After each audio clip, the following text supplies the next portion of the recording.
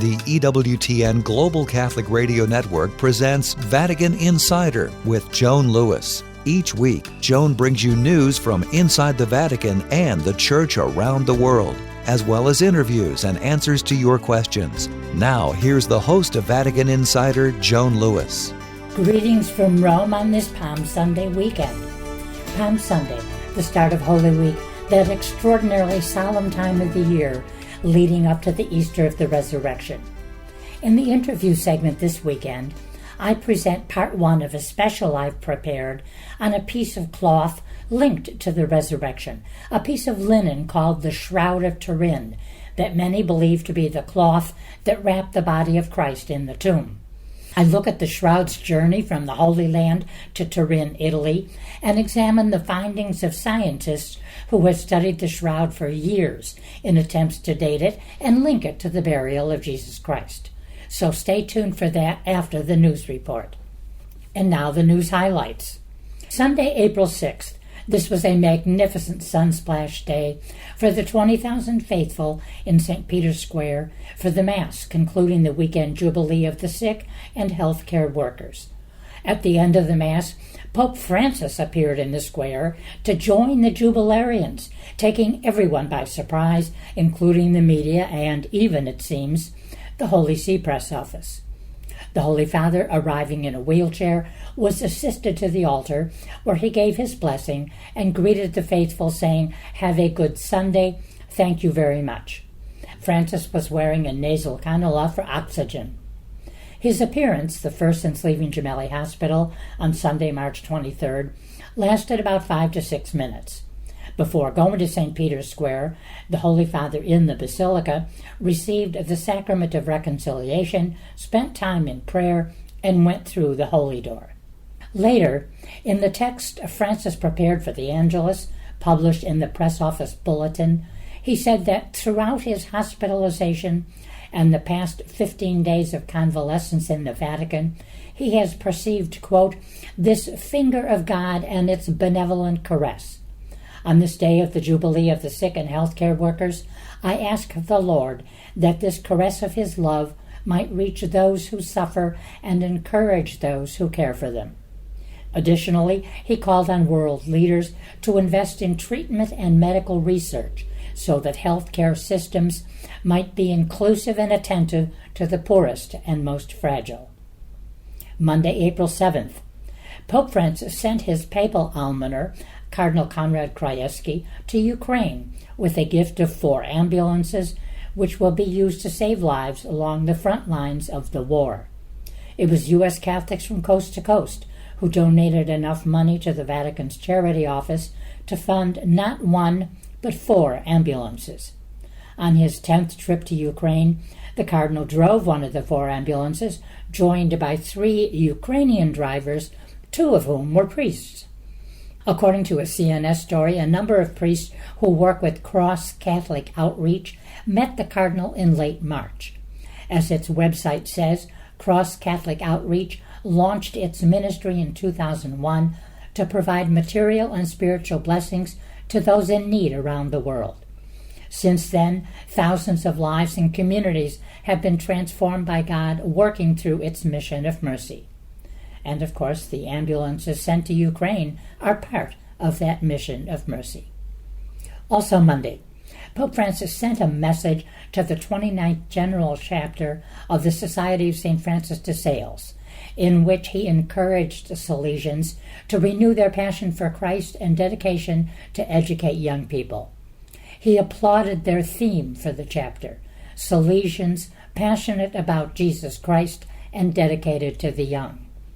This is a beautiful goal, he said, to be passionate and dedicated, to let yourselves be fully drawn in by the Lord's love, and to serve others without keeping anything for yourselves, just as your founder did in his time. The Salesians were founded by St. John Bosco. Tuesday, April 8th. In a letter addressed to the apostolic nunciatures around the world, Pope Francis invited bishops worldwide to support the Pontifical Lateran University, recalling the very special role played by the Roman pontifical academic institutions that for centuries have provided education and served research for the benefit of the entire Church. Also Tuesday, an update on the papal health from the Holy See press office said Pope Francis's condition remains stable and continues showing further slight respiratory, mobility, and voice-related improvements. Pope Francis is in good spirits and continues his work activity. Wednesday, April 9th. No general audience was held Wednesday, of course, but the Pope has been preparing texts each week that the press office publishes. Continuing his series of catechesis on encounters in Jesus' life, Pope Francis this week reflected on the biblical episode of the rich man recounted in St. Mark, where a man runs up to Jesus and asks, "Good teacher, what must I do to inherit eternal life?" Jesus reminds him of the commandments and tells him to sell everything he has, give it to the poor, and then follow him. The man, overwhelmed and unable to do so, goes away saddened. The Pope lamented that the rich man ends up alone because the weights in his life keep him anchored in port. Sometimes, said the Pope, we think things are treasures, but they are only burdens holding us back. Francis urged the faithful to give up all burdens weighing down their hearts in order to experience the peace and joy that comes from the Lord's unconditional love. Also, April 9th. The Pope sent a message for pilgrims from several Italian dioceses as they make the journey through the Holy Door in St. Peter's. He expressed the hope that this pilgrimage will renew everyone in faith so that we may walk united, pastor and flock, and he offered a heartfelt thought for the sick and elderly in the group. In a statement released on Wednesday evening, the Holy See press office noted that Pope Francis met privately their Majesties, King Charles and Queen Camilla, on that afternoon. In the course of the meeting, the Pope expressed his best wishes to their Majesties on the occasion of their wedding anniversary, and he reciprocated his Majesty's wishes for a speedy recovery of his health. Thursday, April 10th.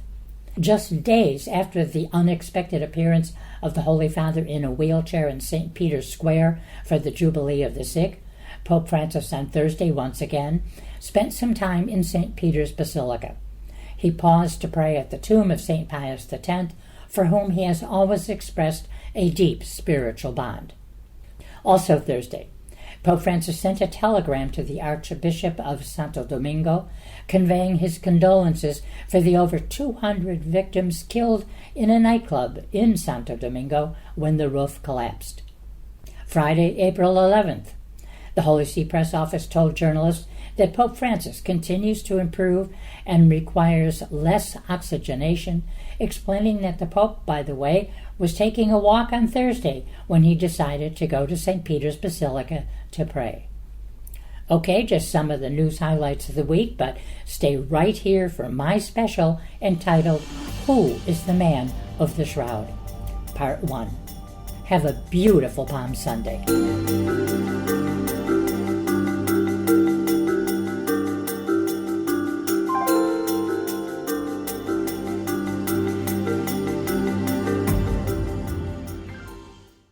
He is honored by the Church as a saint with the title Second Apostle of Germany. Matthew Bunsen and the Doctors of the Church. The Dutch-born Jesuit St. Peter Canisius was one of the key figures in restoring the Catholic faith in Germany during the Protestant Reformation. He is renowned for his catechism and also for his founding more than 40 universities that proved bastions of Catholicism across Central Europe. He died in 1597 and was named a doctor in 1925. To find out more, visit EWTN.com and click on Catholicism. This is Jim Pinto, Director of EWTN Media Missionaries. Mother Angelica said, "The essence of evangelization is to tell everybody Jesus loves you." You can help EWTN share the good news by becoming a media missionary. Visit EWTNmissionaries.com today and join us in sharing the eternal word with the world. Hi, I'm Doug Keck. This is an EWTN bookmark brief. Speaking with Dr. Robert Enright, his book, Forgiveness as Unity with Christ, A Journey for Healing Resentment and Relationships. And again, it's published by EWTN Publishing, naturally available through our EWTN Religious Catalog. Tell us, Dr. Robert Enright, a book about forgiveness. Why? Because many of us, probably all of us, have a broken heart at one time or another from injustice from others. And we need to find a way to heal from that and maybe heal our relationships. And I have found forgiveness many times is the only path to that kind of healing when there's deep injustice and the heart is crushed. Dr. Robert Enright, Forgiveness as Unity with Christ, A Journey for Healing Resentment and Relationships. Boy, do we need it today. Published by EWTN, nationally available through our catalog, EWTNRC.com, for all things Catholic. This has been a bookmark brief. Thanks for stopping by. Hope to see you again. Welcome back to Vatican Insider. Here's Joan Lewis. Who is the man of the Shroud of Turin? Can we even answer that question? As you know, the mystery of the death and resurrection of Christ is celebrated every year throughout the Christian world during Holy Week. What you may not know is that as worshippers gather to commemorate Christ's Passion, scientists have been studying the results of tests made on an object alleged to be directly associated with that passion. The object of intense religious devotion, as well as scientific curiosity, is a simple strip of linen known as the Shroud of Turin. It has been venerated by Christians for centuries as the burial cloth that wrapped the body of Jesus Christ in his tomb after his crucifixion and death. The 2015 exposition of the Shroud was only the 8th time since 1900 that it has been made available to the public. It was displayed in 1931 for the wedding of Prince Umberto of Savoy with Maria Jose of Belgium. The House of Savoy was the owner of the Shroud for many centuries, but has since given it to the Vatican. The Shroud was displayed again in 1933 to mark the Holy Year called to mark the 19th centenary of the Passion and Death of Christ. In 1973, the world had its first televised showing of the Shroud. In 1978, it was again shown to mark the 4th century of its transfer to Turin from Chambéry in France. 3 more showings occurred before the 2015 exposition. One in 1998 recalled the centenary of the first photograph of the Shroud by lawyer Secondo Pia in 1898, and also the 5th centenary of the Turin Cathedral. Another took place at the Great Jubilee year 2000, and again an exposition in 2010. The 1978 43-day exposition marked only the 5th time in the last 100 years that this relic of Christianity had received public exposure, and it marked an even rarer occasion for direct access to scientific study. After the public exposition, the Shroud was turned over to scientists for brief study in an attempt to clear up centuries of mystery surrounding the cloth. While scientific research has told us much, it does not solve what may forever remain the greatest mystery. Was this Christ's burial cloth? The pure linen cloth of Middle Eastern origin is a simple opaque tissue of fishbone weave, measuring 14 by 3.5 feet. It contains the full-length frontal and dorsal imprints of a man and has carmine-colored stains corresponding to blood. It is spangled with a double series of dark spots caused by burns it underwent in a fire in the 16th century, and the water used to douse the fire left broad symmetrical rings clearly visible. Less visible but seen upon close observation are transverse marks corresponding to the creases of the linen that before its final voyage to Turin in 1578 had been preserved in its reliquary by folding it in 48 thicknesses. Because the Santa Sindone, the Holy Shroud, lacked fully documented evidence of its provenance prior to surfacing in France in the 14th century, it was assumed that the images had at some point been painted on the linen cloth. In the Middle Ages, controversies arose as to the authenticity of these images, and accusations of falsification were prevalent. Proofs were lacking for both sides of the argument, and the relic slipped into relative obscurity. However, in 1898, during an 8-day exposition of the Shroud, a lawyer and dilettante photographer from Turin, Secondo Pia, who had been commissioned to photograph the shroud by its legal owner, King Umberto I of the House of Savoy, astounded the world with the results of his photographs and reopened the case for the authenticity of the shroud. The original imprints of the man on the linen are a form of the negative in themselves, and thus photographing them produces a negative of a negative, with the result being a startling positive of the subject. The bloodstains and burn marks, however, distinctly impregnated in the material, follow photographic inversion principles and are dark on the original and light on the negative. Photography was then in an embryonic state, but Pia's amateur black and white photographs revealed a dimension of the shroud heretofore never seen, and stimulated the imagination of scientists, archaeologists, photographers, theologians, and doctors. At that moment, a multiple study of the famous linen began that continues to the present. Paul Claudel, the eminent French writer, said, "The photographic discovery is of such importance, I do not hesitate to compare it to a second resurrection." And so, since 1898, dozens of other prominent men of all walks of life, stimulated by scientific motives, intellectual curiosity, or principles of faith, have devoted much of their lives to the study of this, quote, document written in blood. One acknowledged expert in the field of syndenology, or study of the shroud, was Monsignor Giulio Ricci, at one time president of the Rome Center for Syndenology, who in his 28 years of personal devoted study to the shroud, and in close collaboration with scientists, archaeologists, and theologians, contributed immensely to what we know today about the shroud and the man of the shroud. When we first met several decades ago, two life-size transparencies possessing a third-dimensional effect occupied part of his office, and he traced inch by inch the anatomical details and individual markings of the shroud and explained their significance. Both he and the shroud told a most wonderful story. I first saw the real shroud in Turin during the 2010 exposition. By far the most outstanding, almost startling aspect of the shroud are the bodily imprints. They reveal the athletic and physically harmonious body of an adult male approximately 5 foot 6 inches tall. The longish hair, beard, and mustache seem well cured, and his face bears a look of almost serene majesty. Closer scrutiny evidences the correctness of certain anatomical particulars. The conventional differences in symmetry, for example, between the right and left sides of a person, and the 1:8 ratio in normal head-to-body proportions. These are considered as partial proof for the authenticity of the shroud, as these only fairly recently discovered details could not possibly have been known to an artist forger 6 centuries ago.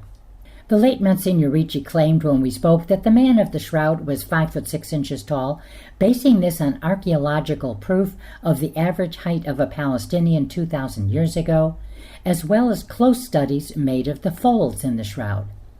He concluded that the exceptional height that some would wish to attribute to Jesus, with a surface glance of the shroud's imprints, can be accounted for by numerous folds in the cloth. Exaggerated lengths of certain parts of the anatomy, most notably the right forearm and hand and the anterior print of the tibia, were due to the fact that the linen was folded at these points. The bodily imprints revealed themselves throughout the thicknesses of the folds, so that when the shroud was unfolded to its full length, the images appear in full but unnaturally prolongated. By subtracting the amount of material used in folding, as revealed by the crease marks on the shroud, the natural height results in 5 foot 6 inches. Now the body was laid in the lower half of the rectangular cloth with the feet toward the open end. The linen was then folded at the head and laid over the frontal portion of his body until it met at his feet, where it was tucked under. Though the burial was hasty, the transverse lines of the cloth indicate it was folded under his chin, beneath his forearms, around the femur, and wrapped both feet.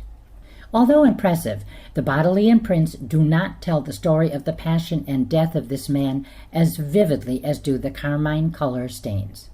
indicating the rivulets of blood on the back head and forehead. Monsignor Ricci told me that the head had been entirely covered with a helmet and not the traditional crown of sharp thorns, piercing the delicate vascular surface and thus causing numerous wounds and great blood loss. He underscored the fact that throughout oral tradition and written history, the only mention ever made of a crucified man being crowned with thorns is the biblical account of the crucifixion of Christ. Further bloodstains on the arms, back, shoulders, and legs, and the study of their intensity and directional flow, tell the story of a man who had been flagellated, bound by both wrists and ankles, had borne an enormous weight on his shoulders, causing the bruised skin to tear and bleed, and whose wrist, feet, and right side were pierced through by sharp instruments. Though death by crucifixion was common in the days of Christ, a most singular element manifests itself both in the biblical account of Christ's death and on the shroud's imprints. To either hasten or ensure death, a final touch was always added to the crucifixion. The victim's legs were broken. In the case of Christ, however, this was not done, as the Gospels tell us.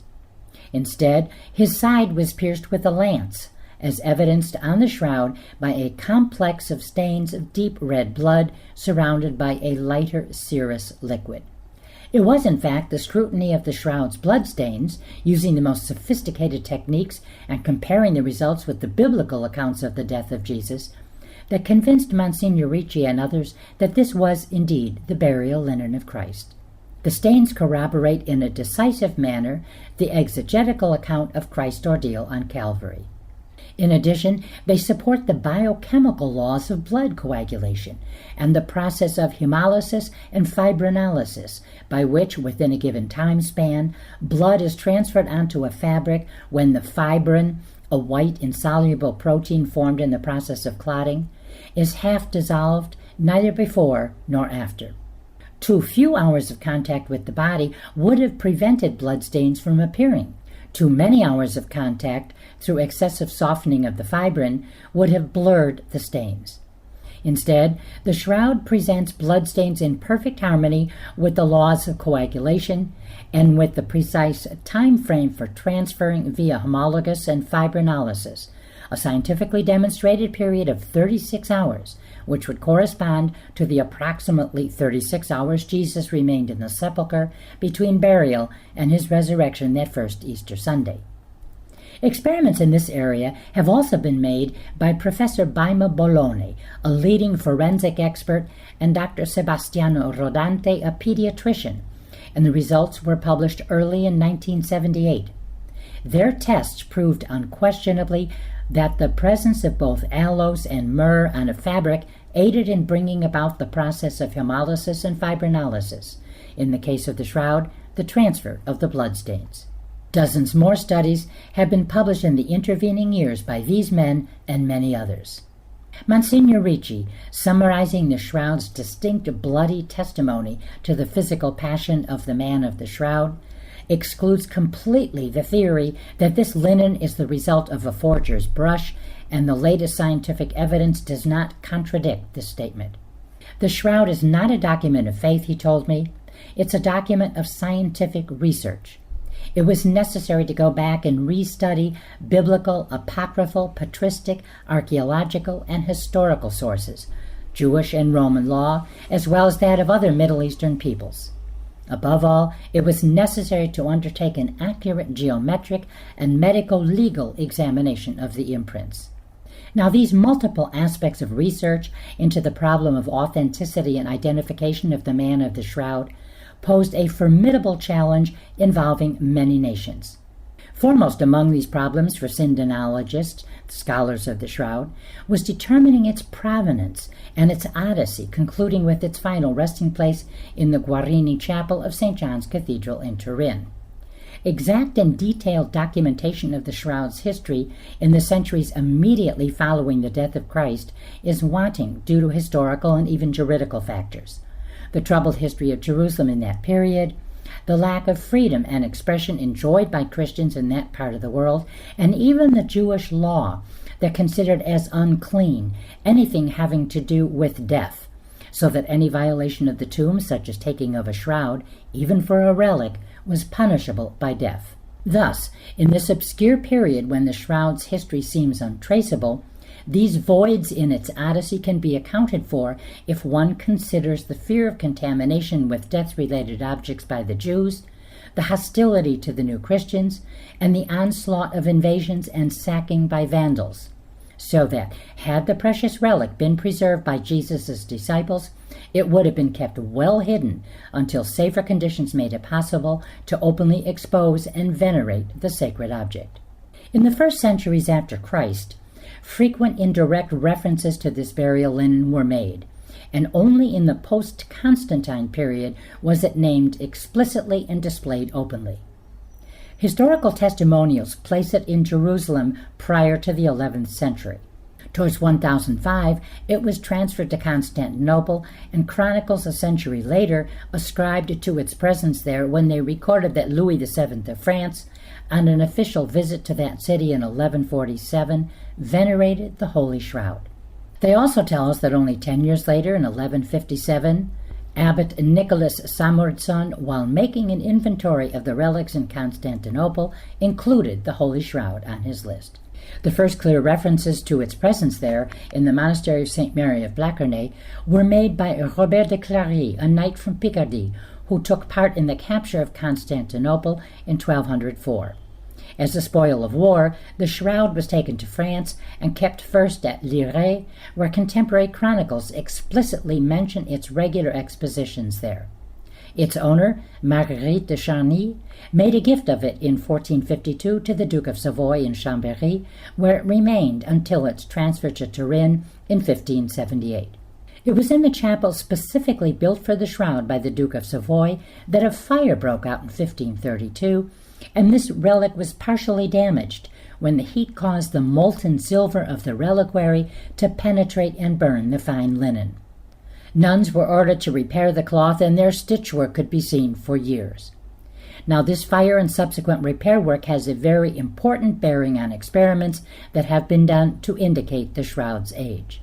Well, that's all the time we have today to talk about the famed Shroud of Turin, believed, as I said, to be the linen cloth that wrapped the body of the crucified Jesus during his 3 days in the tomb. Join me next week for part 2, a final look at the shroud. Can we answer the question, who is the man of the shroud? For more information on these stories, or to check out Joan's blog and to ask her a question, go to EWTN.com. That's EWTN.com. Thanks for listening to Vatican Insider on the EWTN Global Catholic Radio Network.